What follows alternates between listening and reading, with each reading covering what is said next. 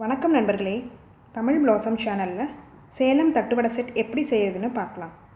அதற்கு தேவையான பொருட்கள்: ரெட் சட்னி, தக்காளி 1 விதை நீக்கினது, 7 சின்ன வெங்காயம், 2 வரமிளகா, உப்பு சிறிதளவு, அரை எலுமிச்சம்பழம், 6 பூண்டு, இதெல்லாம் நம்ம அரைச்சி எடுத்துக்கலாம்.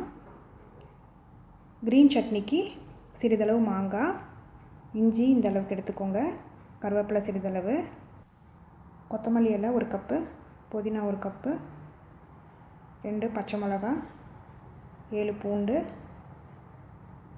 தேவையான அளவு உப்பு சேர்த்துக்கலாம். பூண்டு, வரமிளகா, தக்காளி, சின்ன வெங்காயம், சிறிதளவு உப்பு, 1/4 எலுமிச்சம்பழம் சேர்த்துக்கலாம். கொட்டையை நீக்கிடுங்க, சேர்த்து நல்லா நைஸாக அரைச்சிக்கலாம். தண்ணி எதுவும் ஊற்றாதீங்க.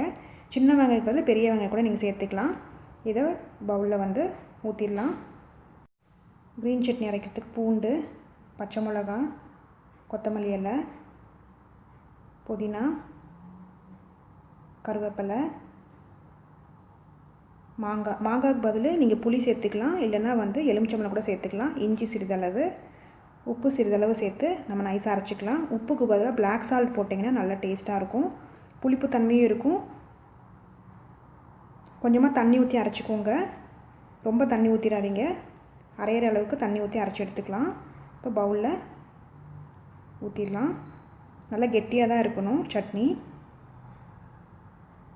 உப்பு சேர்க்குறதுக்கு நான் அதில் மறந்துட்டேன், அதனால் இதில் சேர்த்து கலந்துக்கிறேன். நீங்கள் அரைக்கிறப்பவே உப்பு சேர்த்து நல்லா அரைச்சி எடுத்துக்கோங்க. கேரட் திருவல், மாங்காய் திருவல், பீட்ரூட் திருவல், கொத்தமல்லி இலை கொஞ்சம், க்ரீன் சட்னி, ரெட் சட்னி, சாட் மசாலா. இப்போ தட்டு வடையில் வச்சிடலாம். ரெட் சட்னி, பீட்ரூட்டு, கேரட்டு, மாங்காய் சிறிதளவு, கொத்தமல்லி இலை, சாட் மசாலா சேர்த்துக்கலாம். உங்கள்கிட்ட இருந்தால் சேர்த்துக்கோங்க, இல்லைன்னா தேவையில்லை இது. இப்போ க்ரீன் சட்னி வச்சுட்டு மேலே வச்சிடலாம். இதுதான் தட்டுவடை செட்டு.